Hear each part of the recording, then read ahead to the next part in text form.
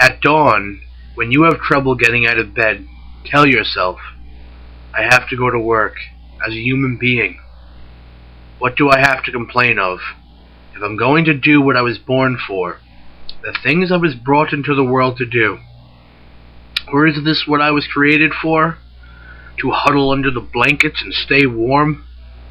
But it's nicer here. So you were born to feel nice? Instead of doing things and experiencing them? Don't you see the plants, the birds, the ants, the spiders, and the bees going about their individual tasks? Putting the world in order as best they can? And you're not willing to do your job as a human being? Why aren't you running to do what your nature demands?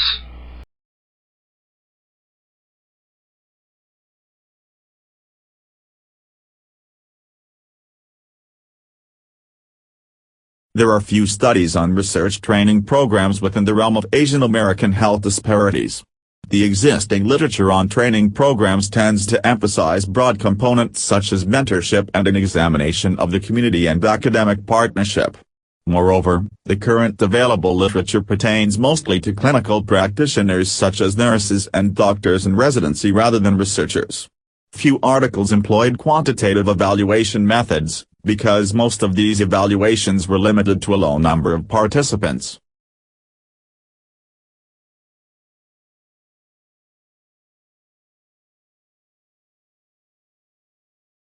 There are some 250 million cars in America, 250 million cars in the country with just over 300 million people.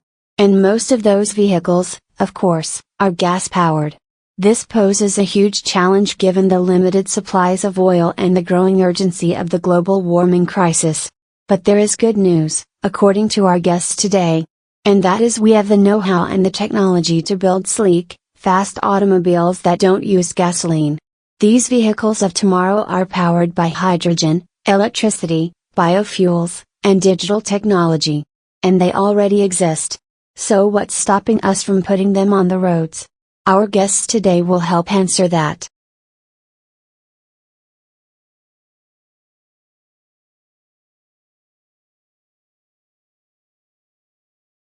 The German automaker giant Mercedes-Benz has voluntarily recalled 3 million brands diesel engine in different parts of the world to improve their emissions. On last Tuesday, the board debate over the future of diesel vehicle. The big giant rival Volkswagen admitted that they equipped the vehicle with illegal software that meant they pass emission test, which is regulated by the government. The emission increases with regular driving. In some part of the world, diesel vehicles are banned because of concerns about the increasing level of nitrogen oxide smoke emitted by diesel vehicles.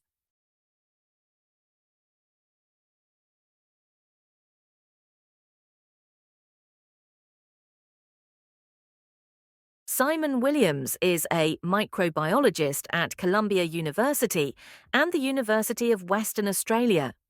He and his colleagues trapped more than 400 mice in apartment building basements in Manhattan, Queens, Brooklyn, and the Bronx. They took swabs of the mice's rear ends, gathered feces from the traps, and subjected both to a battery of genetic tests. The mice harbored an array of disease-causing bacteria like Shigella, Clostridium difficile, Salmonella. They also carried a suite of antibiotic resistance genes and viruses associated with insects, dogs, chickens, and pigs. Mice from a Chelsea apartment building had the most pig virus, perhaps the scientists say because they lived near the meatpacking district, which used to have pork processing facilities before fashionable nightclubs took over.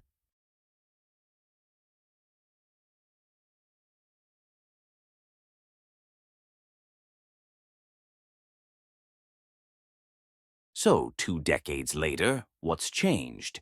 It's now widely recognized that just 20% of health outcomes are tied to medical care, whereas up to 70% are tied to healthy behaviors and what's called the social determinants of health. Basically, everything that happens to us for that vast majority of time when we're not in the doctor's office or the hospital.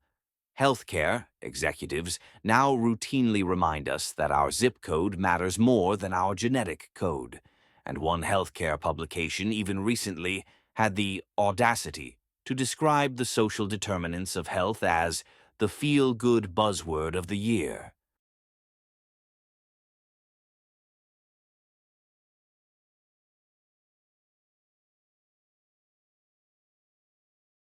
Good evening, ladies and gentlemen. My theme for this session is Convergence, Technology Change and Business Practice. This is somewhat dear to my heart in that I have spent much of the last 15 years involved in various aspects of technology and their impact on business across a broad spectrum, from applications of signal processing and manufacture right through to the use of utilization data in diary applications to improve the time utilization of the sales force.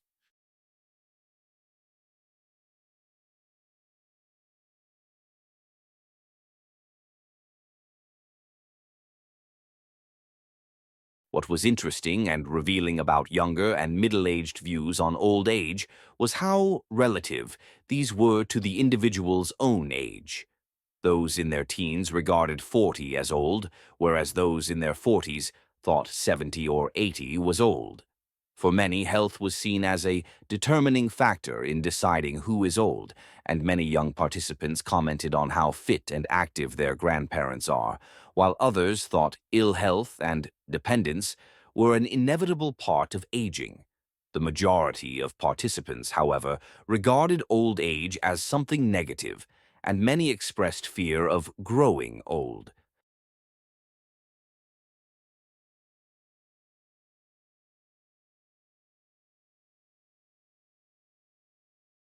So a virus is something that you can't see by normal light microscopy. You need very advanced techniques for electron microscopy to see it. But that virus is not able to reproduce itself without a host, and us as human beings are made up of lots of different cell types, and we are interested in understanding at the molecular level how that virus infects the liver and why does it infect the liver, and it doesn't infect the heart or it doesn't infect other tissues?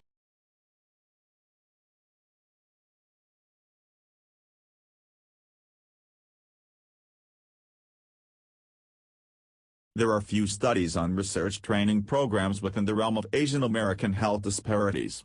The existing literature on training programs tends to emphasize broad components such as mentorship and an examination of the community and academic partnership.